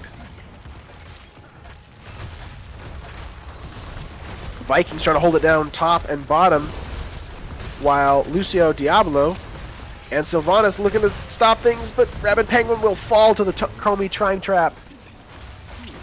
Arrow and Diablo both looking pretty squishy here, as it looks like the blue team will need to back up for a moment. Mudge finding a good stun on the Greymane, but these anti-healing grenades have been so impactful, absolutely shutting down the Lucio heals. Yeah, and the healing grenade, fall. an anti-healing grenade is super huge when you're trying to finish off a target because it's basically it's an execution sentence, it's a death sentence, knowing that you're not going to be able to get healed up in time to prevent the killing blow. So Ana making good use of that, absolutely. And they're going to go and take this siege camp as well. The invade camp game not working out too well for ReGen Phoenix, unfortunately. Sky 5 countering it very well, able to take that bruiser camp early on, that boss at the top. Sky 5 adjusting to this TLV comp surprisingly well. They're not even worried about the TLV. They're not going around trying to kill TLV. They're just focusing on having the man advantage for those fights, and that has been excelling extraordinarily well. I don't know how else to put it. No, if you look at the experience, well, Vikings does have nearly 20,000 experience in this 10-minute game. Johanna and Dahaka each have more than 8,000, Greymane with 5,000. The experience numbers actually favor the blue team here, even with the Viking triple lane pressure. Well, if you look a little bit farther up towards the top of your screen, you see that's a 14 kill difference, 14-0. No one on Sky 5 has died yet. And so that 8,000 hero XP, more than the difference in XP between the teams, which means that is what's overcoming the Vikings lead. Yeah, that's definitely right. That's the counter. I mean, if you can soak all you want, but you're always in 4v5s, as Diablo and Lucio both get caught by a Blessed Shield and instantly deleted here with the power of that Greymane going for the throat. Rabid Penguin also will fall, and Sylvanas Darabot running for their life, as blue team now can just turn around and get a free boss. Absolutely, they were looking for that engage on that boss, so you can see if ReGen Phoenix would invade, or ReGen Phoenix looking to see if Sky 5 is going to go for it. Sky 5 goes for them instead. Like you said, you can have all the soak you want, but nothing soaks quite as good as blood. And Sky 5 making good work of it as well. There is a lot of ReGen Phoenix blood on this map right now, as this boss will be taken, and it looks like probably with Sylvanas dead and Diablo just now respawning, probably this next curse will also go in favor of Sky 5. Or they just give it and go want to fight on the boss because they're up a talent tier. Oh, talent tiers. You know I love thirsty. Talent tiers. Yeah, it looks like they're going to neglect the curse and make a play around boss. Fully in vision of ReGen Phoenix here. Yes, they are. ReGen Phoenix trying to circle around and stop him from taking this bruiser camp. Diablo taking the long way around, going to walk over the trap that he doesn't know is there. Stuns Greymane against the wall, flip him back into safety. There goes the sound barrier. Diablo going to fall to the piercing sand of Chromie. Li Ming going to finish off the Greymane though, get that reset, and another one onto Ana. Wave of Force again. That's two for Li Ming. Li Ming trying to finish off. Dodges the Q from the Chromie while we have TLV chasing the Joanna. What is this? Oh my goodness. We'll come back to that in a second. That'll last a while. Li Ming able to get away from the Chromie. Still looking for an opportunity. Here comes Dahaka trying to catch Li Ming instead. TLV 3-manning away. Going to go ahead and capture that tribute in safety as ReGen Phoenix has to defend core from the boss. They will take probably about 35 core damage here. And I misspoke. 50% of core damage. 51 as a catapult gets a nice little shot. Or that's a lot of damage. Does. That's a lot of nuts. Yeah. Late 18 to 16 here. 13 minutes into the game. It's not over for ReGen Phoenix. It is still possible for them to come back, especially on the back of the Vikings here. This boss going to be essential in that play. But Sky 5 smelling boss blood coming in. They're looking for more ReGen Phoenix blood. Nothing is as satisfying as Phoenix blood, so they're going for it. Time loop onto the Diablo. He's going to charge, gets a play onto the Dahaka. Lucio going to get caught, though, by the Greymane. Sylvanas going to fall. Diablo as well. Chromie with the finish on the big, bad Lord of Terror. Yeah, I think Greymane got a double reset and a third cast of Go for the Throat. And without all those deaths, I think this will be game here. Game 3. I don't think he can go for the 3 times in a row. I think it only gets 1 reset, but I'm not sure. I don't play Greymane that much. When I do, I'm a curse only kind of guy. So I'm not exactly sure. But ReGen Phoenix trying to defend off this core, and it's not gonna work. The core goes down. Game 3 goes to Sky 5 in excellent form, especially against the surprise TLV. Yeah. Wow. Well played. All right. So what a game! In just definitely not what I expected to see for that game. But really fun to watch. Really exciting. The counterplay coming from Sky 5, I believe, is what put it over. Not so.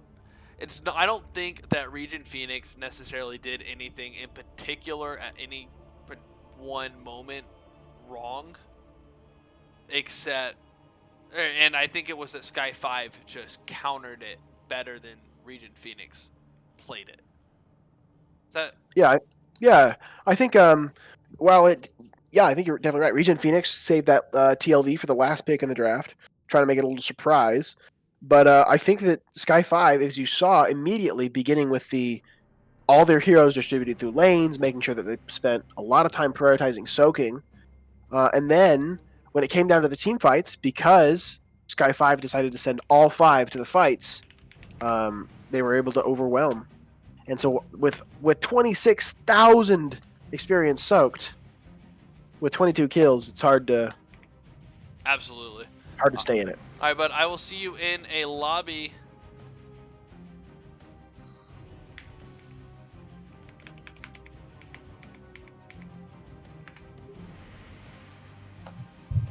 Overall, though, really good match to watch. Love having game 3s. The back and forth was great. But yeah, while the TLV had all of that XP, really good counterplay coming from Sky 5. And speaking of Sky 5, we have Furl and Apple Mike coming in hot.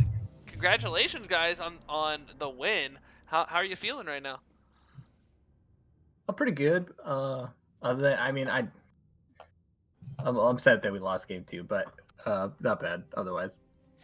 Well, of course you're upset that you lost game 2. However, we love game 3s, so we're not as upset about it. So I want to start with game 3 because, wow. I want to know what y'all thought about, or what y'all were thinking when the TLV gets picked, because it's not a very common pick. And I want to know about your strategy going into it, because as you heard us talking about there at the end, I feel like ReGen Phoenix played well. I think they were maybe early on pushing with the Sylvanas instead of going for the camps might have been a little bit better, but I don't think their strategy around it was bad either. So I want to, so your plan to counter the play and then starting to get those camps away from them and kind of how that progressed. Mike, you can go ahead on this one if you want. Starting with the draft, when it happened in draft. Oh well, the draft wasn't it last pick? We couldn't counter that, right? Well, not adjusting to the pick with your draft, but that's when that's got to be when you start saying, all right, this is how we have to. You at least have to adjust your mindset, right? Oh yeah, I mean, as soon as it was, the 1-1-3 had to happen. We just didn't know where the 3 was going to be. Other than that, I think with the Chromie pick, I had plenty enough to keep them at bay. So we weren't really too concerned about the 3v4. At least they would be pushing into tower shots, I guess. But it was really weird when they didn't do the 4-man push. I thought that kind of confused us, but it worked out. So you notice them starting to take camps. They took this top siege camp, then they rotated around for your bruiser camp. So did y'all, when they took the siege camp, was that when you realized, hey, they're not pushing, they're going for invades? Yeah. And so y'all went to counter the invade? How did y'all getting that bruiser camp formulate, I guess?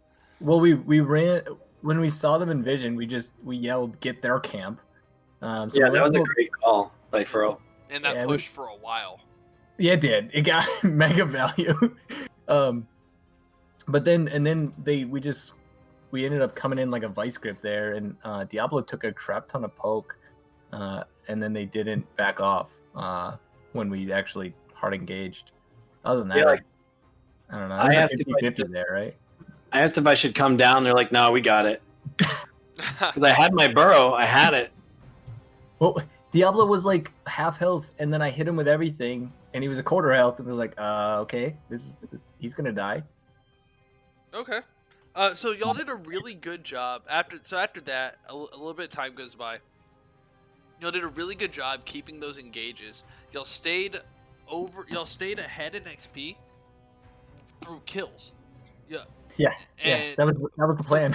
Vikings had so much XP, but y'all stayed ahead just solely through kills. If you take out your kills, you're behind in XP. And those fights, y'all are fighting 5v4s. Which you have to win quickly, otherwise Viking XP catches up.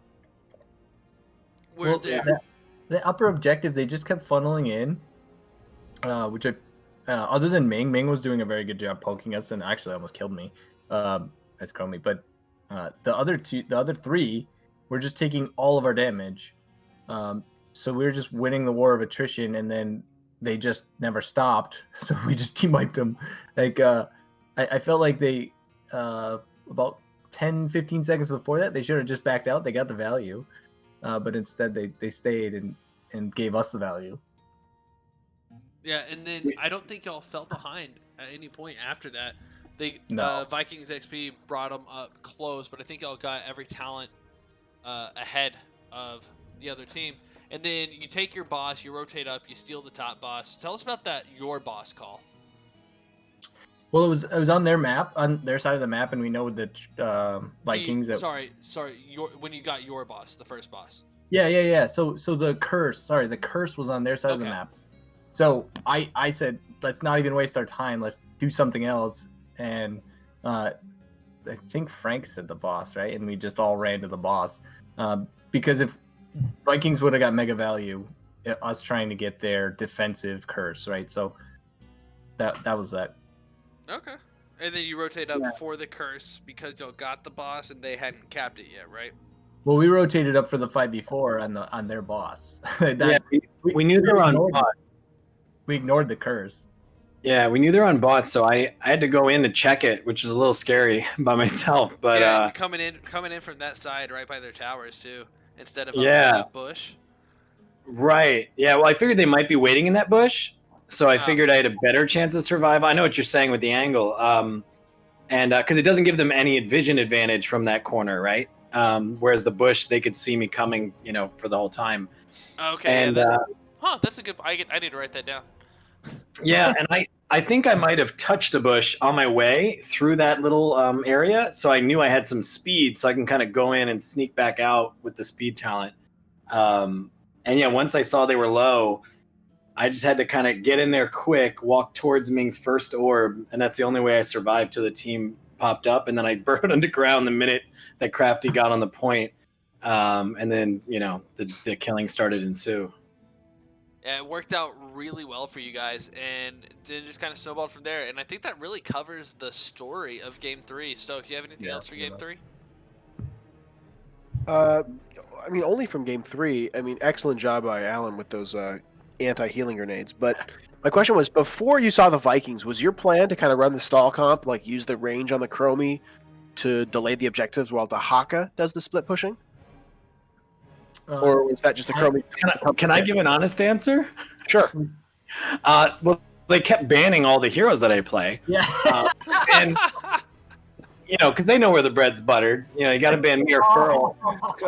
You got to ban Mir Furl, and there's only so many mages, so you can't ban all of them, right? Yeah. So it was really just a matter of we've been practicing. Weak link. Oh, no, I was kidding. Right. So it was either Dahaka or I think we were considering a Thrall, but it just Dahaka made sense for the map a little better.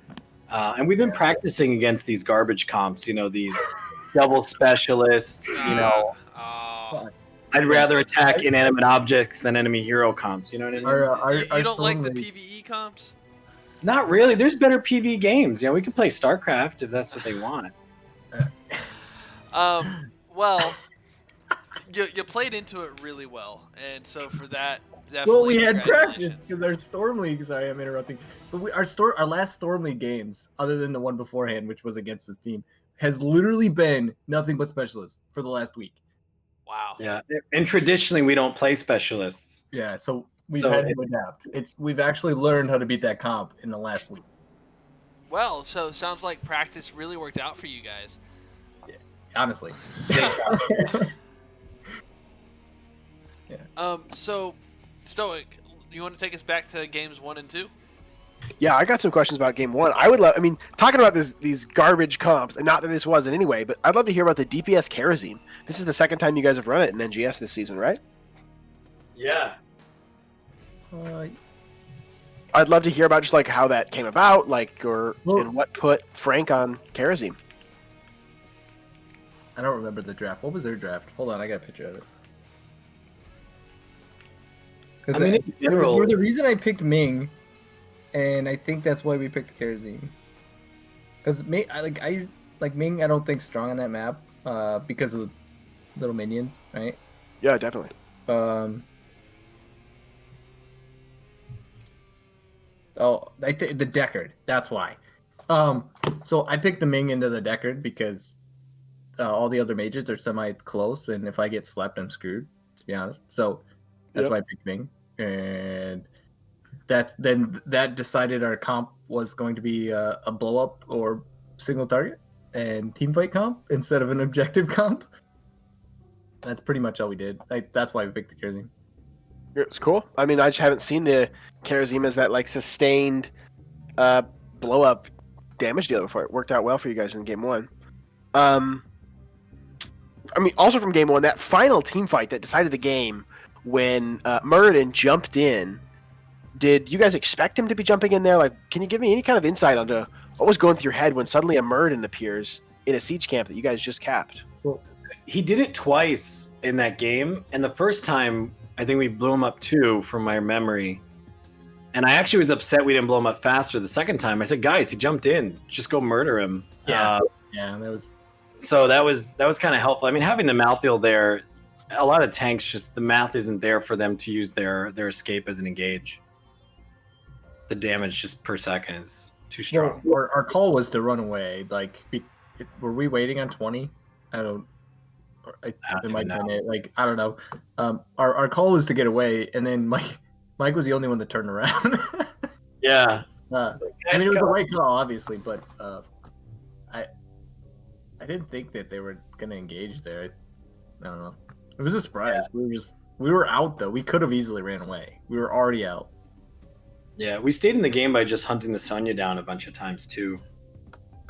She had to like leap out, and even when she did, she died. Yeah, a couple times. being able to catch her a little overextended definitely worked out for you guys. In game 2, though, on Towers of Doom, y'all lost control of the bottom lane, which had a large effect, and then when y'all took it back, y'all lost top lane, which merely goes to the score, as top lane doesn't really have anything else going for it. But there were a couple times where it looked like y'all were back in the game, and I'm interested in basically what comms sounded like during the back and forths. in a safe for TV banner. Well, we got out drafted with the Diablo. We didn't have anything that could touch it. Yeah, the Falstead's damage is just not significant, and I'm weak in the 4-man. He's a little weak in the 4-man. We kind of stood in each other's, toes a little bit. A couple times in my lane, and I can't leave because I can't teleport down. So it was just I'll take a little blame for that too, because I do the scouting, and I did not expect the tanks to swap so much. Both games, Arrow wasn't even tank the last 2 games, Arrow wasn't even tank. Right, so yeah, that surprised us twice. Yeah, so I didn't expect the Diablo at all. So their role swap there was surprising, but we expected it the second time. That's why we did the gray main instead. Okay. Well, yeah, and their gray main was strong versus what we had too. Yeah. Oh, we just got straight out drafted by the 4-man. Our 4-man just wasn't going to touch their 4-man. All right, well, y'all definitely recovered well. Stoic, game 2? So I just want to, whoever your shot caller is, props to them. Every single game, I think we saw incredibly strong shot calling coming out of Sky 5. I would love to hear about, you guys lost the bottom fort the first time, and you instantly went to take that boss. Is that something you've practiced as a strategy, or is that just a snap call? Lost. What game was? This He's is talking about when sorry. they took our bot on towers. They took our bot fort, Oh yeah. and I called boss because 2 people I think were still dead. Yeah. So I knew if we went down there, they were going to kill us under towers, 3v5. Because some of us have a habit of like defending towers, forgetting that the towers, even though they're buffed, you could still die pretty fast. So I figured it was a safer call to do the boss. I mean, we never do boss on that map, unless we only do it in those situations. Yeah, like we do it if there's 4 points left and the enemy team is dead. So it was more that I was like, we got to take something, and just like Furl's call, taking their siege on Cursed when they took ours. It's just, rather than trying to react, just trading is kind of super valuable in that way. Yeah, I was very impressed at how quick the decision was made and how well you guys just all responded to get that boss. Because I mean, a bad situation that you made the best of, got 4 points for free. Yeah. And then it was an unfortunate end where I love the idea of like ganking that Zool. Unfortunate in the end of game 2 that didn't go in your favor there. Yeah. We were behind it by then, and also we expected the bloodlust, and Me too. And it came out ancestral healing. it was the best move they made all night, is not taking bloodlust there.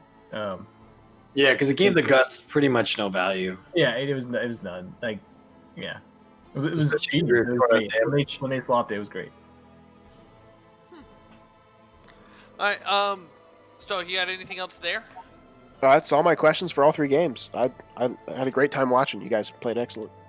All right, guys, Thank you. I want to hear what you got for shout-outs, though. That's go all, first. It's all you, Mike. What? Oh, I only have one shout out today. So I just moved last night to a new apartment. So shout out to my Verizon phone being plugged into my computer with a wire, and Oh that's my what ran my gosh. game tonight. And At that's your 200 internet? Yeah. 200 megabits a second though. Pretty Okay. sweet. Shout out to Pretty sweet for a Verizon cell Wireless. phone, right? Wow. That hotspot. We should get sponsor money for that, right? I'm just saying. I was worried we were gonna have to forfeit, so I was. Well, we weren't gonna forfeit. We had an emergency sub. On standby. Sorry, I was worried we were gonna lose automatically. Sorry. Ha. Just kidding. So I was really great that I got to play with the guys. I was freaking out on the phone with my internet provider. So Well, glad that worked out for you. Glad to have you. Furl, what you got? Shout out to the team turning around the attitude from game 2. It's hard. It's definitely hard to come back from a loss. I mean, we just straight got out drafted, and that's my fault too. I'm drafted, but so it was really, really discouraging. Game 2, we had arguments that were not really game related. Then we turned around and killed it on game 3 against the bullshit Vikings. So. All right, Good well, job, guys. congratulations, guys. Y'all have a fantastic night. You as well. you too. Thanks for casting. Oh, Yeah, I love it. Good games, y'all. Good luck on the rest of the season. Thanks. See ya. All right, Stoic, I'm going to bring you back real quick. Buttons are hard. How do they work? There it is. There you are. So overall, really good game, or really good match. I love going to game 3. Game 3, super fun. Anything? And what a fun game 3 we had. Yeah, Lost Vikings, you never get to see it. absolutely. Oops, sorry if that made it through my mic, guys. I apologize. That came out of nowhere. So TLV, you don't see a whole lot of TLV. I actually, personally, I really like the comp. Sylvanas has a lot of value, maybe less value on Cursed Hollow because of what the objective is, and maybe they could have used her trait a little bit more, especially early on. But I think their comp definitely had potential. Yeah, and my only gripe with the with ReGen Phoenix's comp is that they just lacked the CC. I felt in team fights. That with the Li Ming Sylvanas, the Lucio has a boop, but there's no slows really other than Diablo. There's no stuns other than Diablo. Orphea would have been interesting. Yeah, Orphea would have been interesting with the slows that come from her thing, and also the crushing jaws. Crushing Jaws would have made a difference. I'm thinking mostly about this pre-10 when we really saw things kind of start to turn in Sky 5's favor. Only other thing I can think of is Kel'Thuzad. Wow, Kel'Thuzad would have been scary, but then they would have been playing so much babysitting. Would they? I mean, so he doesn't have the escape that Li Ming does, and I guess Orphea can dance out. But if you're rotating as a 4-man and your other, like your 5th is Vikings, like I don't think you got to babysit there. I think it's just you CC with the Diablo, then you blow up with the KTZ. Sylvanas adds extra damage there. Done. Yeah. That's a good point. I think Sky 5 drafted well for it though, or played it well. And the more we think about it, I think ReGen Phoenix definitely made a mistake in going for those early camps instead of the early pressure. Well, I mean, the early camps technically are early pressure, but that structure damage is so valuable, especially with the TLV giving them that advantage. So, yeah, they had the opportunity for countering it. Yeah, they had the opportunity. Sky 5 did a great job of having the 1-3-1 or the 1-2-2 split, but that was to counter the fact that they could have ran it down in one of these lanes. But I think that it was definitely a missed opportunity in not utilizing, hey, let's push really hard one lane. They spent a whole minute in that bush looking for a kill that they didn't find, and I think that kind of put them on the wrong foot to start things off. Yeah, absolutely. All right, well, unless you have anything else pressing. No, great games coming out A West or A East, excuse me. Could have gone either way. I'm excited for what else we see out of these two teams in the future. We're going to kick it over to Moist Weenus, who's running the Baddest Dudes versus Revenge of Yabapai. Thank you so much for hanging out with us tonight, Stoic. Thanks for being here. Always a pleasure. And same to you, my friend.